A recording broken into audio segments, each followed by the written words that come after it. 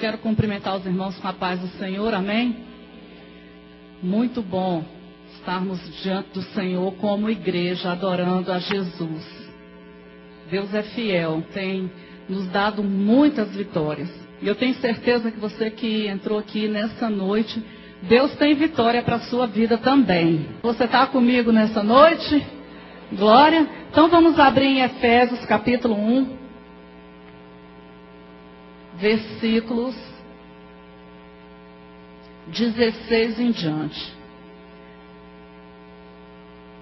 Esta mensagem eu preguei em uma igreja, ainda não preguei na CMA, hoje eu vou pregar. Preguei em uma igreja um propósito, uma campanha que a igreja estava fazendo.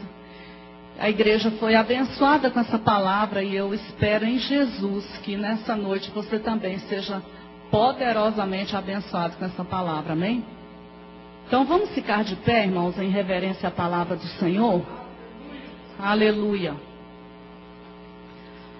Versículo 16 de Efésios 1 diz assim: Não cesso de dar graças a Deus por vós, lembrando-me de vós nas minhas orações, para que o Deus de nosso Senhor Jesus Cristo, Pai da glória, vos dê em seu conhecimento o espírito de sabedoria e de revelação, tendo iluminados os olhos do vosso entendimento, para que saibais qual a esperança da sua vocação e quais as riquezas da glória da sua herança nos santos, e qual a excelente grandeza do seu poder sobre nós, os que cremos segundo a operação da força do seu poder, que manifestou em Cristo, ressuscitando-o dos mortos e pondo a sua direita nos céus, acima de todo principado e poder e potestade e domínio, e de todo nome que se nomeia, não só neste século, mas também no vindouro.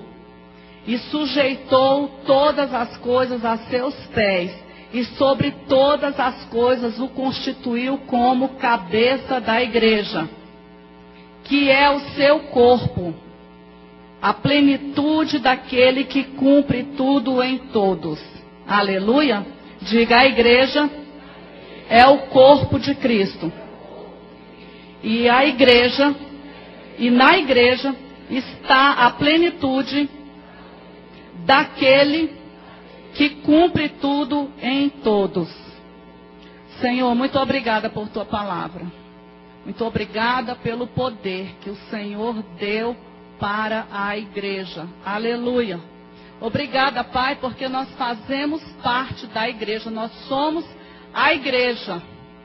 A igreja, Senhor, que revela aqui na terra a tua glória, a tua palavra, que revela o teu amor. Obrigada, Pai, pela graça que está sobre cada um de nós, para falarmos e para entendermos a tua palavra. Obrigada, Senhor, pelos teus anjos que estão trabalhando em nosso favor nessa noite. Obrigada, Senhor, porque a semente vai frutificar, vai dar frutos a 100 por 1 para a glória do teu nome. Obrigada porque o Senhor já está fazendo separação entre luz e trevas. Diga amém? Graças a Deus. Aleluia. Os irmãos podem sentar. Aleluia. Esse último versículo que nós lemos aqui, que a igreja é o corpo do Senhor, a plenitude daquele que cumpre tudo em todos, na versão judaica, diz que a igreja é a plena expressão daquele que ocupa toda a criação. A igreja é a plena expressão daquele que ocupa toda a criação. Ele é Deus. Aleluia. Ele é Senhor de todas as coisas. Ele tem todo o domínio, toda a autoridade. O governo está sobre Jesus. E ele constituiu a igreja como sua representante aqui nesta terra, para expressar toda a sua plenitude. E Aonde está a igreja, irmãos? As paredes? Quem é a igreja? Nós. Você é a igreja. Eu sou a igreja do Senhor. Amém? Glória a Deus. É maravilhoso nós sabermos que a igreja, Deus sujeitou, na autoridade do nome de Jesus, todas as coisas. E eu quero compartilhar com os irmãos, lá onde eu fui, eu coloquei muitos pontos sobre esse assunto, mas aqui eu quero colocar só dois pontos importantes, que nós devemos saber, que foram dados à igreja, para que a igreja possa expressar Jesus aqui na terra. Para que nós possamos saber qual é o nosso papel em nossa família, na igreja, na sociedade. Amém? Então, eu quero que você abra comigo outro texto, que está em 2 Samuel, capítulo 20. Aleluia. Deus deu à igreja o Espírito Santo. E é através da presença do Espírito Santo dentro de cada um de nós é que, como igreja, nós podemos manter a nossa comunhão. Amém? Irmãos, nesse texto que eu vou ler com os irmãos aqui, eu quero que todos acompanhem na Bíblia, todos com a Bíblia aberta.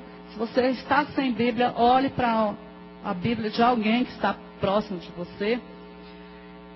Nós vamos ver nesse texto como que a igreja deve agir em meio às adversidades. Amém?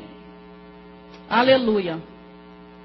Então, queridos, aqui no capítulo 20 de 2 Samuel, diz assim: Então se achou ali por acaso um homem de Belial, cujo nome era Seba, filho de Bicri, homem de Benjamim, o qual tocou a buzina e disse: Não temos parte com Davi, nem herança no filho de Jessé. Cada um às suas tendas, ó Israel. E então todos os homens de Israel deixaram de seguir Davi e seguiram a Seba, filho de Bicri. Porém os homens de Judá se uniram ao seu rei desde o Jordão até Jerusalém. Vindo, pois, Davi para sua casa a Jerusalém, tomou o rei as 10 mulheres, suas concubinas, que deixara para guardarem a casa, e as pôs numa casa em guarda, e as sustentava. Porém não entrou a elas, e estiveram encerradas até ao dia da sua morte, vivendo como viúvas. Versículo 4. Disse mais o rei a Amasa: Convoca-me os homens de Judá para o 3º dia, e tu então apresenta-te aqui. E foi Amasa para convocar a Judá, porém demorou-se além do tempo que lhe tinha designado. Só até aqui, amém?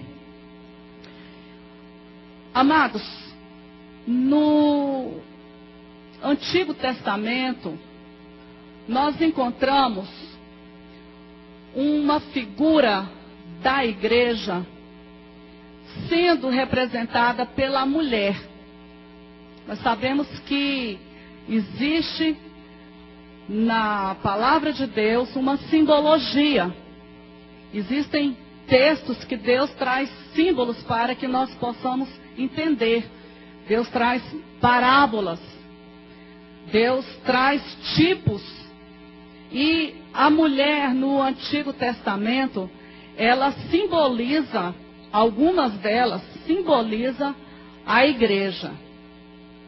Então, nesse texto aqui, nós vamos encontrar algo que Deus deu para a igreja e que nós precisamos usar nos nossos dias, na sociedade, na igreja e onde quer que Deus nos coloque, amém? Esse texto aqui, Davi, ele já tinha passado por uma rebelião. Seu filho Absalão, um belo dia, fica na porta da cidade e começa então a conversar com as pessoas, seduzir as pessoas, ganhar o coração das pessoas. A Bíblia narra sobre Absalão e aí faz menção sobre a fisionomia dele, assim como faz também de Saul.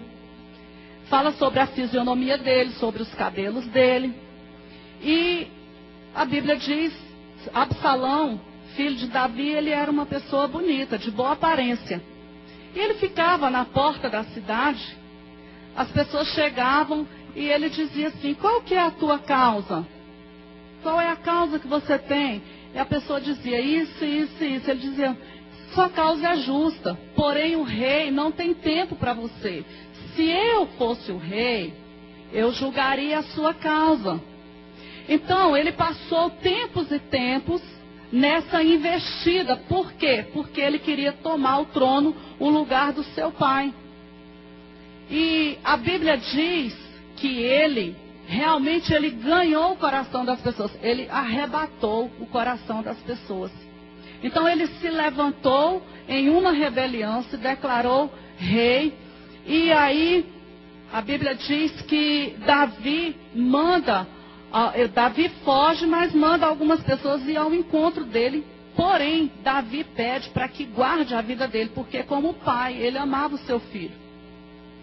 Mas a Bíblia nos mostra que em um dado momento de fuga no meio dessa guerra toda, Absalão, ele ficou preso em uma árvore pelos cabelos. Ele tinha uma cabeleira muito bonita e grande. E ele ficou preso pelos cabelos e o animal que ele estava montado, o cavalo, vazou, bateu em retirada. E ele ficou pendurado ali. Então Joabe veio e matou Absalão. Ele morreu, irmãos, pendurado pela desobediência e pela rebelião. Pendurado pelos cabelos. Jesus, ele morreu pendurado na cruz pela obediência. Olha a diferença. Então, Davi, ele tinha passado por essa situação, ele ficou muito triste, chorou, mas ele foi, pelas pessoas que trabalhavam com ele, pelos chefes do exército, foi advertido de que ele não deveria ficar chorando pelo seu filho, porque, afinal de contas, se ele não tivesse morrido, ele mataria Davi. Então, Davi tomou uma outra postura e continuou o seu reinado. Então, ele passou por essa situação com seu filho Absalão, uma situação de rebelião. E aí, aqui no capítulo 20, nós encontramos este homem que a Bíblia diz, por acaso ele se achou ali. E diz que ele era um homem de Belial. O homem de Belial era alguém idólatra, era alguém maligno, era alguém inútil. Quando se dizia que alguém era de Belial, fazia-se referência a pessoas vis, pessoas que não tinham moral. E a Bíblia fala deste homem que se achou ali por acaso. Um homem de Belial era um homem infiel e era um homem mentiroso. E ele então, segundo os teólogos, acredita-se que este homem, Quisseba, ele era da família de Saul. E este homem então, em um dado momento, ele tocou a buzina, chamou o pessoal do norte, porque ele queria fazer uma divisão. Alguns acompanharam eles, outros não.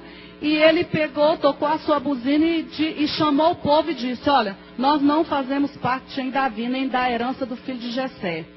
Cada um as suas tendas, ó Israel. O que significava isso? Quando se dizia essa expressão, cada um a sua tenda, significava que as pessoas estavam abandonando a causa do rei. Porque as pessoas, elas pegavam junto com o rei. Elas eram fiéis ao rei. E então, as pessoas abandonaram, elas deixaram de seguir Davi. E a Bíblia diz que os homens de Judá, eles se uniram a Davi, desde o Jordão até Jerusalém. Os fiéis permaneceram com Davi. Eles não quiseram tomar parte com este homem, Seba, que era o rebelde. Davi, ele foi até as suas concubinas, como nós lemos aqui, e ele deixou essas mulheres, a Bíblia diz, fala da expressão que elas estiveram encerradas até o dia da sua morte, sem que Davi tocasse nessas concubinas. Por quê? Porque um dos pecados de Absalão foi possuir as mulheres do seu pai. Então, elas já estavam contaminadas, e Davi, então, deixou aquelas mulheres ali, deu toda a assistência de alimentação, mas elas ficaram ali. Elas não podiam casar com outras pessoas e viveram, então, como viúva até morrer. Justamente porque Absalão, seu filho, tinha tocado nessas mulheres. E a Bíblia diz, então, que Davi, ele chama Amasa, o rei Amasa, que era seu sobrinho, para ir atrás de Seba. E Davi, ele colocou aqui, determinou um tempo para que esse rei fosse atrás do rebelde. Porque ele era chefe ali dos exércitos e ele tinha que juntar o povo e ir atrás daquele homem que fez a rebelião. Davi então chama e diz para ele assim, olha, no terceiro dia tu te apresenta aqui para sair ao encontro de Seba. Só, irmãos, que esse Amasa, ele ficou no lugar de Joabe e serviu a Absalão. Ele era alguém infiel a Davi. Portanto, a Bíblia diz no versículo 5 que nós lemos, que ele foi para convocar Judá para a guerra e ele se demorou. Aqui nós vemos um sinal de alguém que é infiel. O sinal de alguém que é desobediente a Deus. Por quê? Porque o rei tinha dado uma ordem, mas ele demorou a cumprir a ordem. E nós entendemos aqui um ponto, que a nossa procrastinação em obedecer à voz do Senhor é pecado e tem consequência. A Bíblia diz que ele então, Davi pega e chama Abissai, que é irmão de Joabe. Joabe era um homem de guerra. E Joabe, ele era fiel a Davi. Ele só não foi fiel quando ele matou Absalão, mas ele matou por amor a Davi. Acontece que quando ele chama Abissai, Joabe pega junto. Porque ele era um homem de guerra. E ele estava disposto a defender Davi. Amasa, ele se mostrou na sua atitude de não obedecer ao rei imediatamente, de servir ao rei como ele determinou, uma atitude de alguém negligente, de alguém inepta nas suas obrigações. E então ele foi substituído. E Joabe então aproveita aquele momento e entra na história e junta o povo para que vá atrás de Seba. No versículo 7 diz, então saíram atrás dele os homens de Joabe, os quereteus, os peleteus e todos os valentes. E estes saíram de Jerusalém para irem atrás de Seba, filho de Bicri. Acontece que no meio da caminhada havia um monumento, uma pedra. Você vai ler isso do capítulo 8 até o versículo 13. Do versículo 8 até o 13 eu não vou ler. Mas naquele lugar estava Amasa. E Joabe, ele tinha sido substituído como chefe do exército por Davi, por ele. E Joabe então encontrou ali uma oportunidade de retomar o seu lugar. E a Bíblia diz que Joabe então usa uma prática que era comum naquele tempo. Quando ele encontra aquele rei, Joabe, ele deixa cair uma espada, mas ele tinha um punhal guardado na sua roupa. E o costume era, quando você queria chegar para alguém e pedir um favor a esta pessoa, o costume naquele tempo era, a pessoa chegava com a mão direita na barba da pessoa e dava um beijo, era o ósculo. Aqui, se a gente vê uma coisa assim, a gente fica até meio espantado, mas era o costume. Eles davam um ósculo. Significava que eles estavam pedindo atenção, pedindo um favor. E Joabe, ele foi dessa forma para Amasa. Amasa não maldou aquela atitude de Joabe. Eles faziam o seguinte, eles pegavam com a mão direita na barba e com a mão esquerda no joelho da pessoa, beijava a barba da pessoa e pedia o favor e se apresentava à pessoa. E foi dessa forma que Judas traiu Jesus. Nessa mesma atitude, com um beijo. Nem sempre as pessoas que nos beijam, elas estão com o coração bem intencionado. A Amasa não vigiou. Porque Joabe tinha um intento. E o diabo, irmãos, é assim. Ele vem com um beijinho. Ele vem com gracinha. Ele vem com uma máscara. Porque ele tem um plano. Agora, Joabe pega, beija o outro desavisado, né?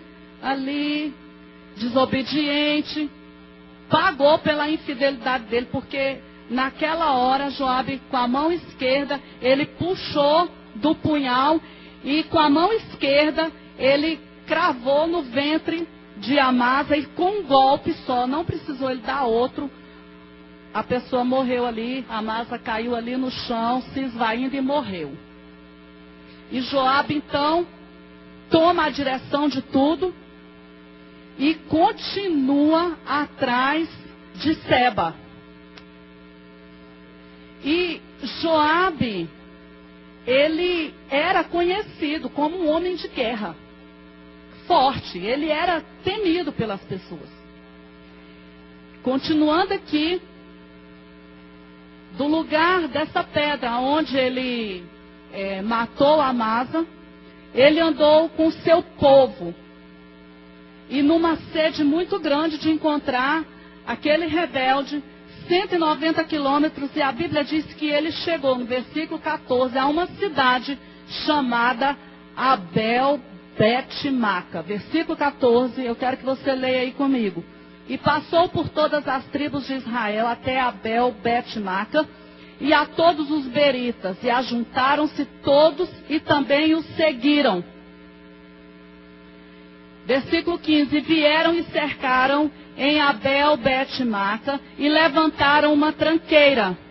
Eles levantaram um monte para que eles pudessem ali atacar a cidade. Por quê? Porque Seba entrou naquela cidade. E na guerra eles levantam aqueles montes para ficar de trás, para poder atacar e para também se defender. Em algumas situações de guerra, eles levantavam assim, muito alto, um monte muito alto, e eles subiam e pulavam o muro daquele monte ali que eles levantavam. E aqui eles levantaram, aqui na Bíblia fala a palavra tranqueira. É uma rampa, uma espécie de rampa, contra a cidade. E assim que eles estavam em frente do antemuro, todo o povo que estava com Joabe, aqueles homens, todo o seu exército, imagina a situação, as cidades elas eram cercadas por muros. E essa cidade não era diferente. Eles chegaram ali, levantaram a rampa, a tranqueira, e eles começaram então a bater no muro da cidade para derrubar. Aqueles homens de guerra, com pedras, paus,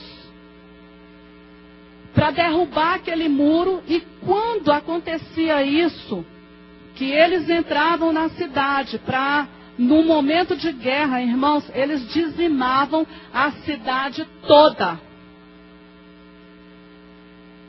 Imagina a situação das pessoas que estavam ali dentro da cidade.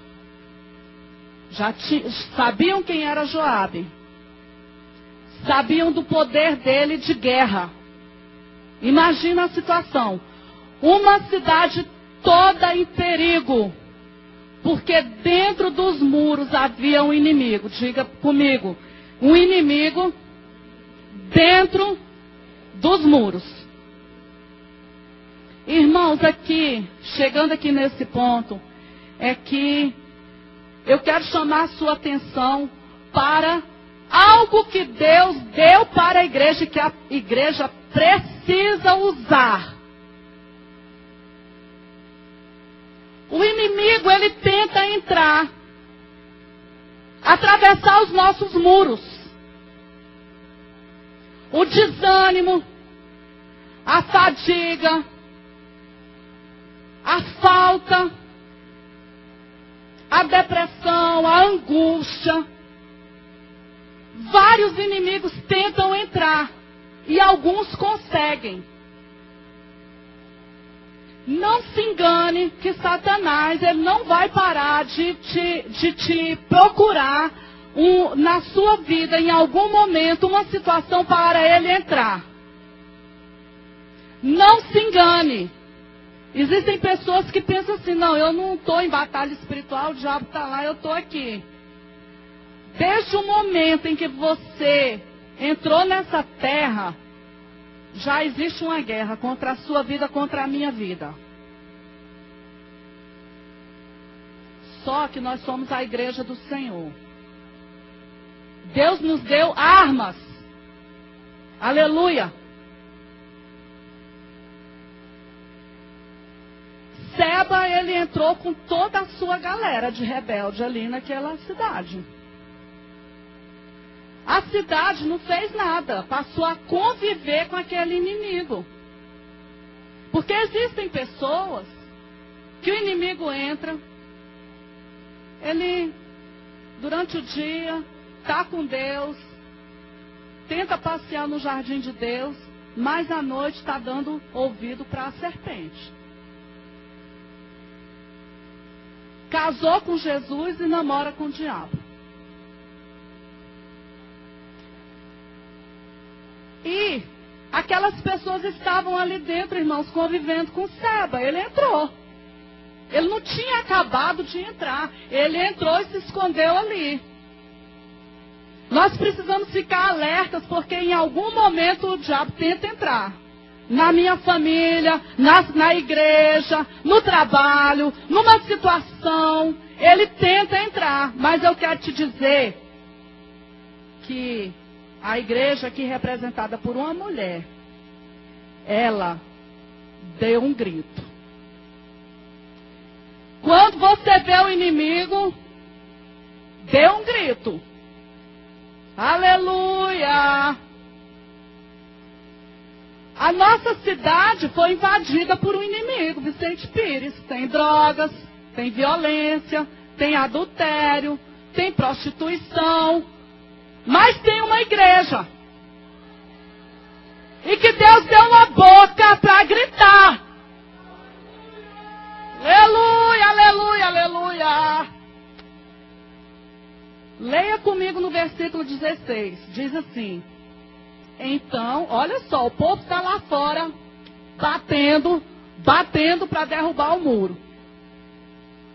Só que dentro do muro tem uma mulher sábia. Glória! Glória! A Bíblia diz, então uma mulher sábia gritou de dentro da cidade. Irmãos, Deus deu para a igreja sabedoria. Isso aqui significa que a igreja não pode ficar calada. Ela tem que gritar, ela tem que clamar, ela tem que se mover, ela tem que agir. Aleluia! Aleluia! Porque o inimigo dentro da cidade, ele não pode ficar. Porque o povo todo ia morrer. Todo mundo ia morrer por causa de um. Olha o estrago. Por causa de um adversário, por causa de um cabeça, todo mundo ia morrer. Mas a Bíblia diz, oh, glória, não diz o nome da mulher, mas diz que a mulher era uma mulher sábia. Ela gritou de dentro da cidade. E a Bíblia diz que ela falou o seguinte: ouvi, peço-vos que digais a Joabe, chega-te para cá, para que eu te fale. Chegou-se a ela e disse a mulher: tu és Joabe? Parêntese. Essa mulher se certificou de que ela estava falando com a pessoa certa. Porque quando o adversário entra, atravessa os muros, entra na cidade trazendo com ele violência, medo, incredulidade, dúvida, seja lá o que for, nós temos que saber algo. Nós não podemos falar com qualquer pessoa, nós temos que falar com a pessoa certa. Ela mandou chamar Joabe. Quando ele veio, ela perguntou. Ela estava do outro lado do muro. Você é Joabe? Porque ela sabia que ele era o chefe do exército. E essa mulher então entra na intercessão. Esse é o papel da igreja, irmãos, quando o inimigo tenta fazer gracinha e pula o muro. Às vezes, vem um desânimo sobre a vida das pessoas. Às vezes as pessoas param de adorar no meio da caminhada, no meio da dificuldade, porque não querem perseverar em buscar ao Senhor. E o pastor David, ele contou um testemunho que ele passou uma guerra muito grande e Jesus falou para ele assim: meu filho, o inferno está olhando para você, esperando você parar. Eu quero que você me adore. Eu quero que você me adore o dia todo. E ele começou a adorar. Aí ele: Senhor, eu te louvo, o Senhor é bom e tal. Aí ele olhava para o relógio, não passou nem 3 minutos. Aí ele cantava, adorava, o tempo foi passando e ele cansado, e Deus, não está acontecendo nada, não está acontecendo nada, não está acontecendo nada. E ele continuou ali, perseverando. Aí Deus falou assim: você vai passar a noite toda me adorando. Experimenta passar 1 hora no seu quarto adorando. Quando você chegar em 1 hora, experimenta chegar a 2 horas. Depois de 2, vê se você consegue chegar a 3 horas. A língua fica seca, acabam as palavras. E ele disse que quando acabou tudo, ele começou a orar em línguas. E aí ele foi a noite toda e o diabo dizendo: não está acontecendo nada, não está acontecendo nada, nada vai mudar, não está acontecendo nada, nada mudou, vai continuar desse jeito. Mas ele continuou. E em um determinado momento, o Senhor abriu o portal dos céus e ele foi arrebatado. E Jesus falou para ele assim: está aqui, vou te mostrar os demônios, uma reunião dos demônios. E os demônios lá reclamando: a gente não conseguiu fazer ele parar de adorar. A gente não conseguiu. Porque a intenção deles era fazer com que aquele homem parasse de adorar, porque na adoração eles tiveram a vitória. Irmãos, eu falei no início dessa mensagem sobre buscar uma vida de amor fluindo na nossa vida. E quando isso acontece, nós também praticamos uma vida de adoração, porque é uma prática.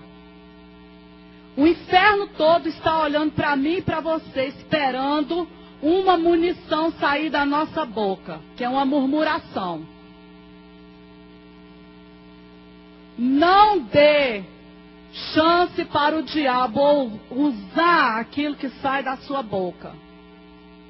Ao invés de reclamar da situação, adore a Deus, porque Ele tem uma solução.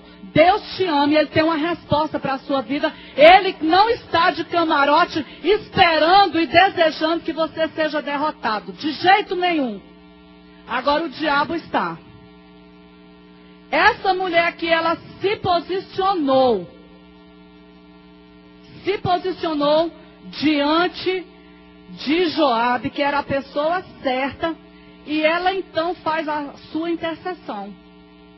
Ela diz para ele assim, olha, antigamente costumava-se falar dizendo, certamente pediram conselho a Abel, e assim o cumpriram. Eu sou uma das pacíficas e das fiéis em Israel. Quantos fiéis nós temos aqui? Olha a cobertura na vida dessa mulher, irmãos. Fidelidade é um princípio de Deus e é cobertura. E essa mulher disse, olha, eu sou uma das fiéis em Israel. E tu procuras matar uma cidade que é mãe em Israel. Por que, pois, devorarias a herança do Senhor? Essa cidade, ela era conhecida como uma cidade fiel a Yahvé. Essa cidade, quando ela diz é uma cidade mãe Israel, é porque existiam aldeias em volta dessa cidade, que essa cidade mantinha aquelas aldeias. E essa mulher argumentou e ela usou que a fidelidade e o serviço que ela tinha ao Senhor para falar com Joabe. E aí Joabe diz assim, peraí, longe de mim que eu vou tocar no povo de Deus. Longe de mim que eu faça uma coisa, que eu devore e arruine uma cidade. Só que ele ia fazer sim, se aquela mulher não tivesse clamado, se ela não tivesse gritado, se ela não tivesse identificado o inimigo, se ela não tivesse se revoltado com a situação. Porque tem gente que pensa assim, não, tá desse jeito aí, não muda não. Isso é muito difícil. Já orei, tem 10 anos que eu oro, difícil demais, sou. Não, ninguém dá jeito nisso, não. Deixa assim. Quem sabe é incredulidade, irmãos. A fé declara aquilo que ela crê. Se Deus diz na sua palavra, então eu declaro aquilo que Ele disse. O que o meu coração diz, que os meus olhos estão vendo, não serve de base para mim. O que é a minha base é a palavra. Aleluia! Aleluia, se a Bíblia diz que nós somos mais do que vencedores, então nós somos mais do que vencedores. Mas eu só estou vendo derrota, mas eu sou mais do que vencedora. Deus falou que eu sou. Porque Deus não pode mentir. Deus não pode mentir. Você é mais do que vencedora? Não, você não é não, você é derrotada. Deus disse que eu sou, Ele não mente. Deus não pode mentir. Deus não pode negar-se a si mesmo. Deus não pode ser tentado pelo mal. Apesar dele ser Deus e fazer todas as coisas, essas coisas Ele não pode fazer. As impossibilidades de Deus. Deus não pode mentir. Ele disse que em Cristo Jesus eu sou mais do que vencedora. E Ele me deu sabedoria para gritar. Joabe tem um inimigo aqui. Você quer o quê? Você vai matar? A minha família vai perecer? A igreja vai perecer? Vicente Pires vai perecer? Não. Tem uma igreja. Agora eu pergunto para você, aonde estava o resto do povo, irmão? As pessoas estavam ali dentro, só uma mulher. Porque tem pessoas que não estão nem aí para nada. Não quer se envolver com nada. Mas a igreja viva, a igreja vitoriosa, a igreja sábia, ela se levanta e dá um grito. Aleluia. E aí, ele diz, a coisa não é assim, porém, um só homem do monte de Efraim, cujo nome é Seba, filho de Bicre, esse era o cabeça da rebelião. Ele não mencionou os outros que foram com ele, porque você tem que arrancar o mal pela raiz. Tem que acabar com o cabeça da rebelião. Aleluia. A fim de que toda a cidade não morra, não pereça. Pastora, mas isso é forte. É forte. É forte e está na Bíblia. Aí ele diz assim, ó. Então disse a mulher a Joabe. Olha aqui, versículo 21. A coisa não é assim, porém um só homem do monte Efraim, cujo nome é Seba, filho de Bicri, levantou a mão contra o rei, contra Davi. Entregai-me só este, e retirar-me-ei da cidade. Então a mulher disse a Joabe, eis que te será lançada a sua cabeça no muro. A mulher sábia que representa a igreja, Deus deu para ela a sabedoria para que ela conversasse com aqueles outros que estavam com aquele homem e convencessem. Olha aí a sabedoria que Deus deu. Ela conseguiu convencer as pessoas que estavam ali junto com Seba, porque ele entrou com a tropa dele. Não é verdade? E essa mulher convenceu aquelas pessoas a matarem o seu líder. Eles mataram aquele homem e aquela mulher pegou a cabeça daquele rebelde Seba e jogou pelo muro. Joabe viu que o mal tinha sido cortado, foi embora e toda uma cidade foi livre da morte. Irmãos, nós estamos vivendo em um tempo muito difícil. Difícil para quem não consegue andar no Espírito. Porque quando nós andamos no Espírito, Ele age por nós. Quando nós queremos agir da nossa força, realmente há um peso. Mas eu posso dizer, Deus, eu não posso, mas o Senhor pode. Faz por mim. Pastora, mas é simples assim? É simples assim. Eu tenho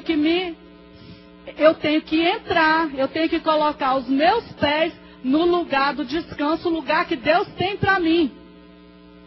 Eu quero te dizer que esse ano nós estamos já acabando o primeiro mês, passou rápido. Mas ainda tem 11 meses pela frente para que a nossa vida seja mudada completamente, para que nós entremos no lugar que Deus tem para nós. Aleluia! Você não precisa conviver com esse inimigo dentro dos seus muros. Você não precisa, eu não preciso. Deus me deu um recurso, é a oração. Essa mulher clamou, irmãos. Eu te convido a orar mais esse ano. Eu te convido a ter uma vida mais íntima com Deus, porque em algum momento o inimigo vai tentar entrar no seu muro. Vai tentar pular o muro. E quem ora adquire sabedoria,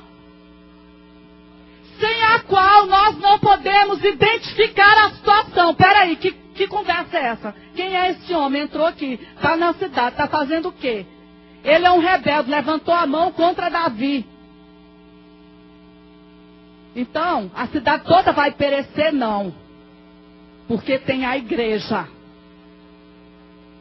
E Deus te deu sabedoria, Deus me deu sabedoria. E é nessa sabedoria que nós vamos andar. Para expressar a plenitude de Deus aqui nessa terra, como nós lemos em Efésios. A igreja que recebeu dele o poder. Aleluia! Quantos sábios nós temos aqui? Aleluia! Quem não levantou a mão ainda não tem certeza de nada? Eu quero te dizer que se você aceitou Jesus, você tem o Espírito Santo, você tem sabedoria disponível. Disponível. E Tiago diz, quem não tem, peça a Deus que a todos dá. Aleluia! Glória a Jesus! Aleluia! A Bíblia diz, versículo 22, a mulher na sua sabedoria entrou a todo o povo, cortaram a cabeça de Seba, filho de Bicri, aquele homem que era um homem pernicioso, era um idólatra, era um maldoso, era um mentiroso, era um imoral, filho de Belial, teve sua cabeça cortada. Lançaram a Joabe, Joabe tocou a buzina e se retiraram da cidade, cada um para as suas tendas. E Joabe voltou a Jerusalém ao rei. essa mulher representa a igreja que ora, a igreja profética, a igreja que entra em ação, não uma igreja que não se envolve, porque naquela cidade tinha um monte de gente, muita gente morava ali, mas uma mulher. Segundo os estudiosos, eles pensam que essa mulher talvez na época fosse uma juíza, por isso que ela teve toda essa facilidade de tentar aí resolver a situação. E por isso, por ela ser uma juíza, é que as pessoas deram ouvidos ao que ela disse. Mas não importa, o que importa é que essa mulher representa a igreja. Amém? Então, irmãos, nós temos um papel para realizar em nossa sociedade. E como nós devemos agir? Primeiro, com sabedoria. E segundo, eu quero mostrar um outro exemplo para concluir essa mensagem. Não vou falar os 4 como eu falei na outra igreja, mas eu quero mostrar somente mais um, para que nós, neste ano de 2013, nós obtenhamos a vitória em todos os aspectos, para que nós possamos ativar. Ter a vitória nós já temos, porque Jesus já nos deu. Eu vou usar uma outra palavra, nós possamos ativar a nossa fé para entrarmos no lugar da nossa vitória. Glória! Aleluia! Então, o outro exemplo, você vai abrir comigo em Juízes. Glória a Deus. Mais alguns minutinhos falando dessa segunda mulher que representa a igreja. Nós vamos ver uma arma poderosa que Deus dá para a igreja. Ele dá sabedoria, mas Ele dá armas espirituais. Juízes 9, versículo 50. Aleluia. Diz assim: então Abimeleque foi-se a Tebes e a sitiou e a tomou. Havia, porém, no meio da cidade uma torre forte, e todos os homens e mulheres e todos os cidadãos da cidade se acolheram a ela, e fecharam após si as portas, e subiram ao telhado da torre. E Abimeleque veio até a torre e a combateu, e chegou-se até a porta da torre para a queimar. Até aqui, irmãos. Nós vimos uma situação onde o inimigo entrou na cidade. E aqui nós vemos uma outra situação onde o inimigo, ele fica fora da cidade. Para queimar a cidade, para destruir a cidade. Esse Abimeleque, o exemplo de Absalão, ele se autodenominou rei. O nome dele significa, meu pai é rei. Ele era filho de Gideão com uma concubina sua. E aconteceu o seguinte, no capítulo 9, nós vemos aqui o início da história desse homem. Esse homem foi um opressor, ele foi alguém que violou as leis, ele violou a aliança que o povo tinha com Deus. Ele se declarou rei. Você vê isso no capítulo 9, no versículo 4 e 5, diz que ele pegou esse homem Abimeleque, ele pegou os homens ociosos e levianos e chamou para se juntar a ele, para que ele pudesse exercer o seu reinado com esse tipo de gente. Esse homem, então, ele foi à casa do seu pai e matou os seus irmãos. 70 homens.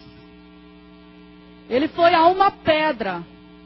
E lá nessa pedra, ele executou os seus irmãos, 70 de uma vez. Naquele tempo, irmãos, quando se levantavam reis maus, uma das coisas que eles faziam era matar a família toda. Eles matavam a família. E esse Abimeleque aqui, você pode ler depois esse capítulo 9, ele foi sobre uma pedra e matou. Ele foi matando um por um, foi colocando ali. Esse costume continua.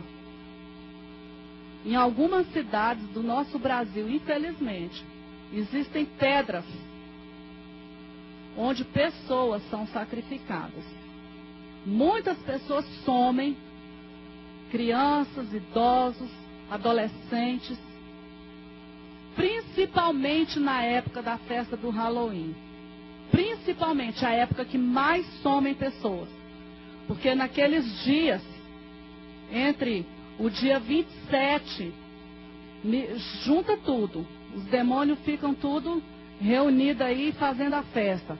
Pega a festa de Cosme e Damião, e aí junta com a festa de Halloween, e mais que é próxima à festa, o dia de finados. Então são dias de consagrações, e são dias em que sacrifícios humanos são feitos. É uma prática, irmãos, que já existia muito antes do tempo de Jesus. Aqui nós vemos um homem maligno, um homem opressor, que fez isso, foi para uma pedra e matou os seus irmãos. Só que um deles fugiu. Jotão, o nome desse irmão, fugiu. E Jotão foi para um lugar alto e lá ele lançou uma profecia sobre a vida de Abimeleque. Você lê essa profecia, eu não posso ler tudo, mas você encontra tudo isso aqui no capítulo 9. Esse capítulo tem 57 versículos, não dá para a gente ler tudo, mas é bom que você leia. Abimeleque então saiu guerreando contra as cidades. Ele colocava emboscada, ele feria as pessoas, ele saiu matando todo mundo com esses homens violentos, com esses homens que se uniram a ele. Porque ele queria dominar, ele queria mostrar a sua força. E a Bíblia diz, versículo 42, 45, que ele foi matando o povo, ele assolava a cidade, ele saqueava, ele tocava fogo nas cidades. Então a gente vê aqui Siquém, uma das cidades que ele invadiu. Ele juntou com as pessoas que estavam com ele, pegou galhos de árvores, foi em volta da cidade, tocou fogo em tudo. Então era um homem maligno. E a Bíblia diz, irmãos, que ele continuou aqui na sua busca desenfreada por sangue, por violência, por morte, e ele chega a uma cidade chamada Tebes. Ele sitiou a cidade, tomou a cidade. A Bíblia diz que no meio da cidade havia uma torre forte. As cidades, como eu disse para os irmãos, além dos muros, elas tinham torres, porque havia uma guerra muito intensa naquele tempo. As pessoas brigavam e as torres eram construídas para abrigo. Algumas torres, elas tinham vários andares, cabiam muitas pessoas, as pessoas se abrigavam ali, na hora que a cidade era invadida. E a Bíblia diz que essa cidade, ela tinha uma torre forte. E todos os homens, por isso aqui que eu leio, eu imagino que essa torre, ela era muito grande. Porque diz que todos os homens e mulheres das cidades, todos se acolheram a ela e fecharam após si as portas e subiram ao telhado da torre. Tinha andares e lá no telhado foi todo mundo para lá se abrigar. Então, o inimigo estava lá fora. No primeiro texto que eu li com os irmãos, o inimigo estava dentro. Aqui há um inimigo fora, querendo entrar, querendo matar, querendo roubar, querendo destruir. E esse homem então, Abimeleque, ele veio até a torre, chegou-se à porta da torre, a Bíblia diz que ele estava querendo tocar fogo na torre. Ora, irmãos, quem viu aquele acidente do avião da TAM em São Paulo, no aeroporto de Congonhas, ele não conseguiu frear e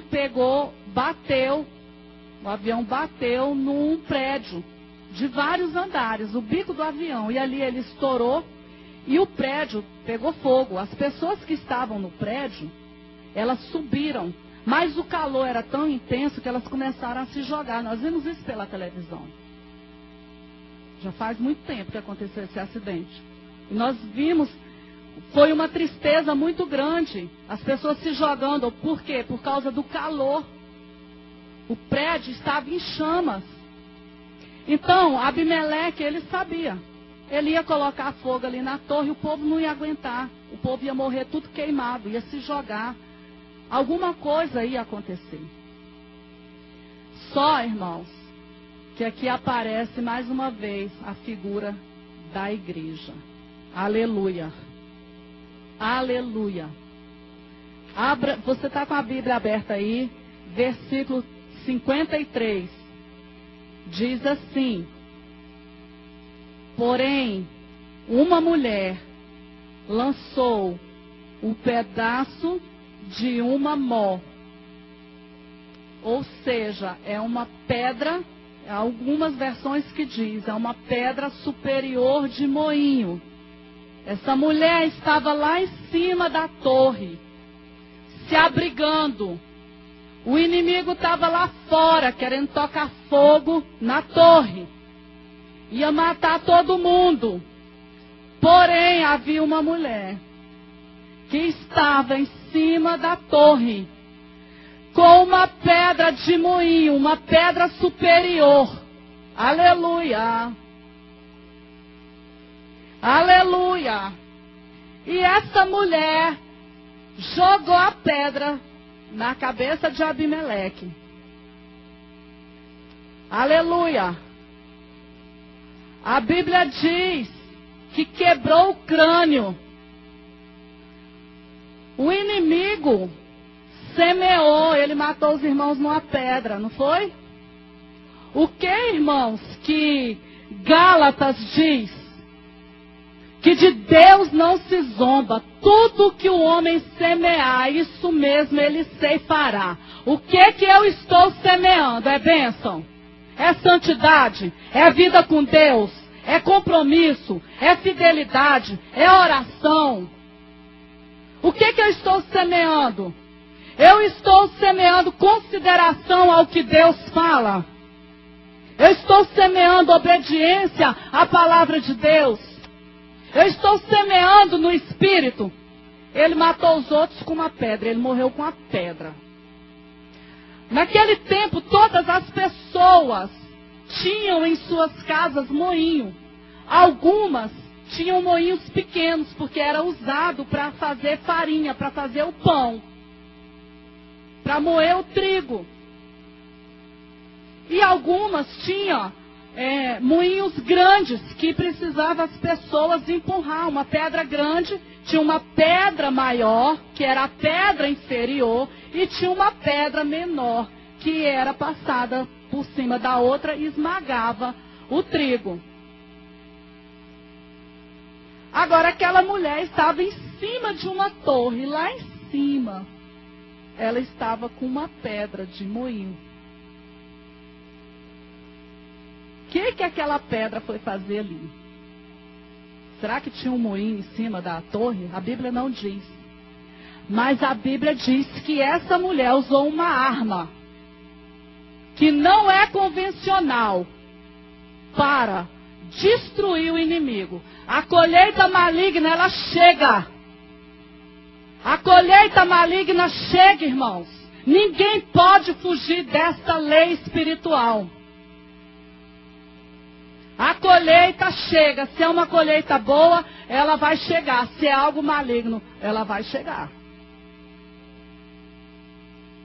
Irmãos, o Espírito Santo está me dizendo algo aqui, eu vou falar. Pais, aos pais, tenham sabedoria com os comentários que vocês fazem na frente dos filhos de vocês.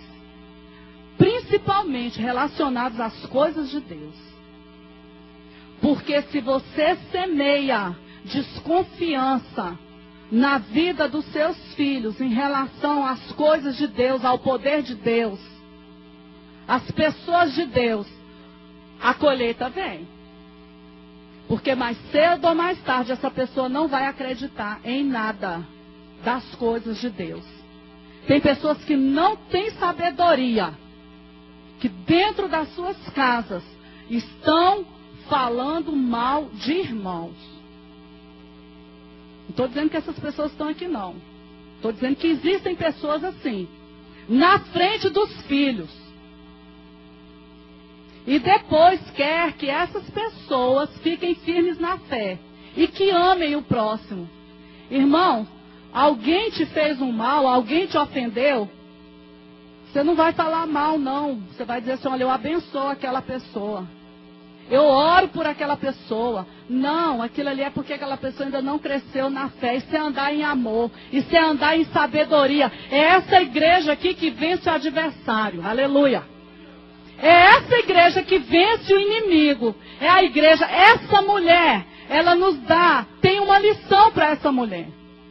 A igreja que ora, ela representa a igreja. Quando a igreja ora, armas não convencionais são disponíveis para a igreja, para destruir o adversário.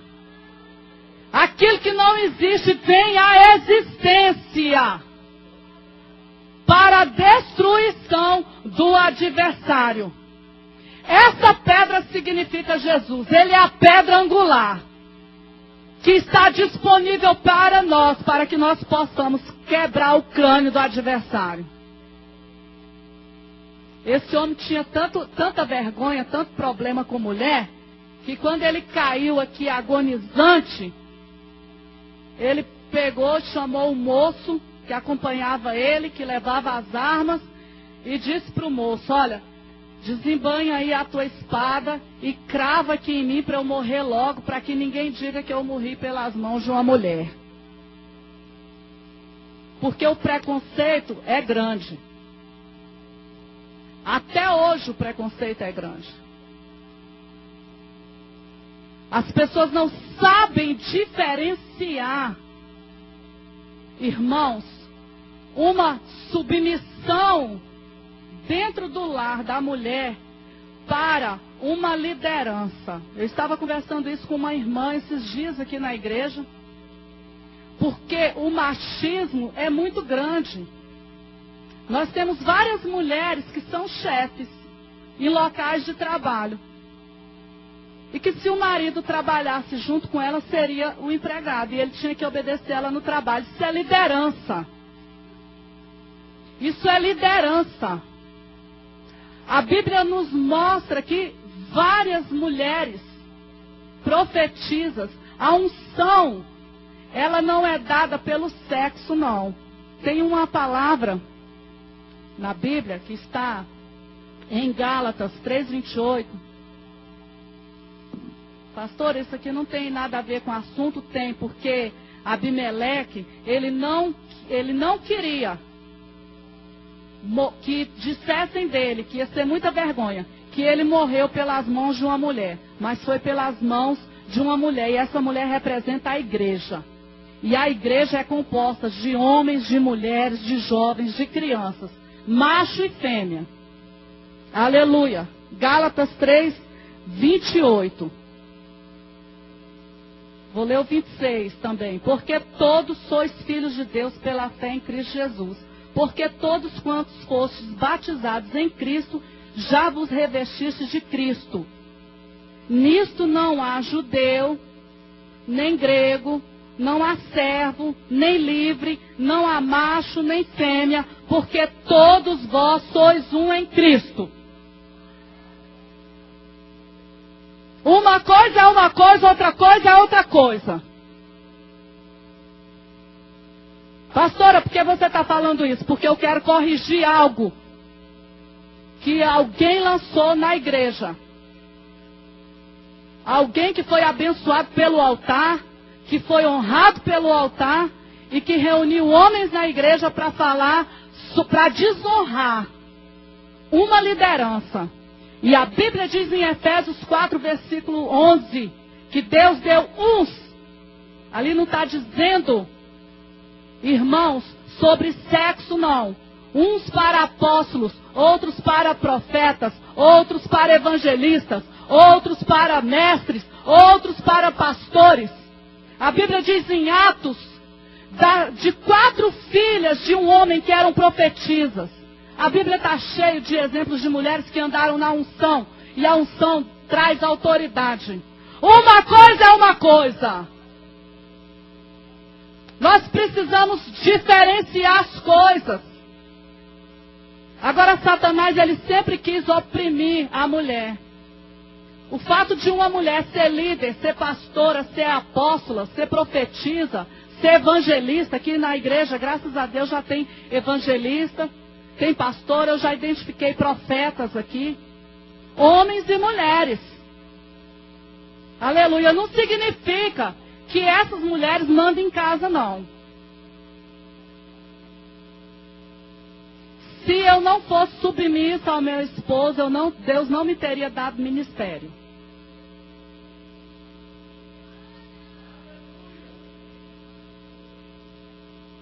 Agora, irmãos, eu respeito a cultura das pessoas. Eu respeito, a pessoa foi criada numa cultura assim, é de um ministério que vem dos Estados Unidos, onde os homens são extremamente machistas. Mas a semente que foi plantada maligna, eu disse para o Senhor, isso foi ano passado, o dia que o Espírito Santo, porque eu não vou fazer nada da carne, que o Espírito Santo trouxer para mim, eu vou arrancar essa semente. E na igreja cristã semear não tem varunca não, tem homens de Deus, sacerdotes, cheios do Espírito Santo. Eu arranco isso dos irmãos. São homens de Deus, que sabem governar bem a sua casa, que amam as suas esposas, por isso tem autoridade. Homem, para ter autoridade, precisa amar a esposa. Precisa amar, morrer por ela, para ter autoridade. Aleluia. E não estava programado falar isso aqui. Mas eu quero arrancar essa semente, eu arranco em nome de Jesus.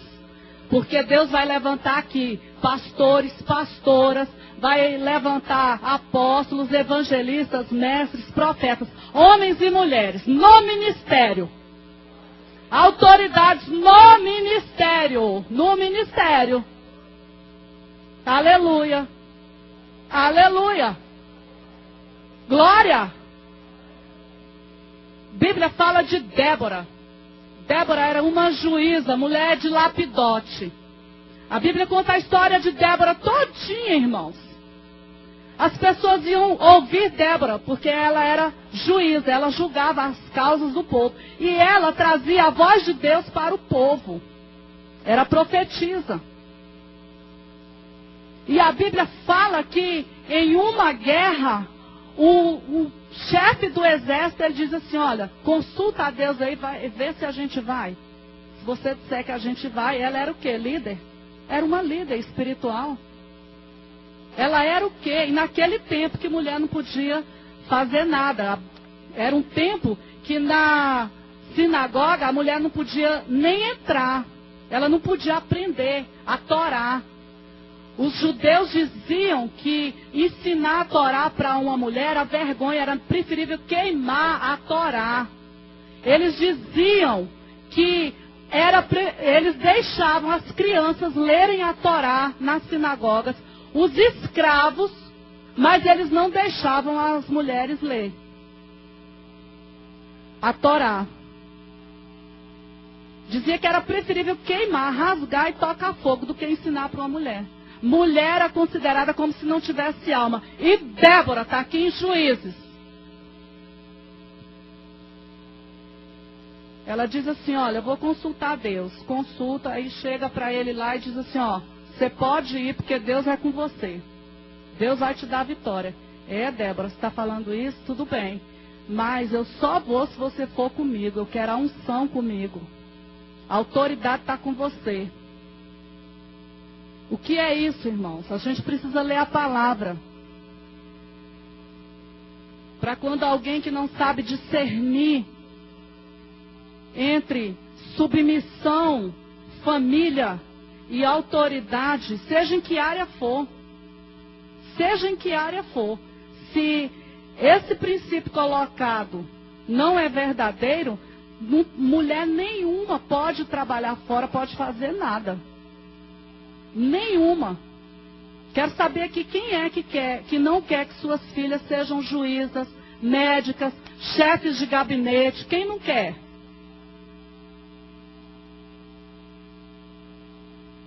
Nós precisamos, irmãos, ler a palavra. E essa mulher foi e falou assim, olha, eu vou com você. Só tem uma coisa aí, ó, representa a igreja. Eu vou com você, mas você fica sabendo que a glória dessa vitória aí vai ser dada para uma mulher. A honra dessa vitória vai ser dada para uma mulher. É para a igreja. É para a igreja. Glória. Então, queridos, Deus colocou a igreja, estabeleceu a igreja para quê? Para expressar o poder de Jesus. Como a igreja deve andar? Diga, com sabedoria.